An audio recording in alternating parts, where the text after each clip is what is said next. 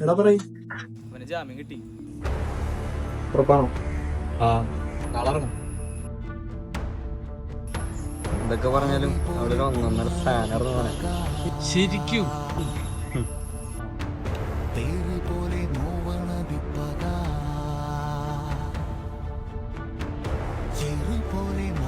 അവിടെ ആങ്ങള് വന്നിട്ടുണ്ടല്ലോ.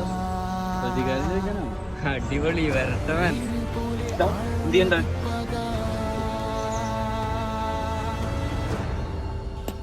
കൊറേ നേരമായല്ലോ. ആരവൻ?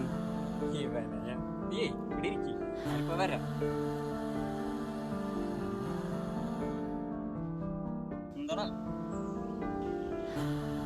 എന്താടാ നീ നോക്കണേ?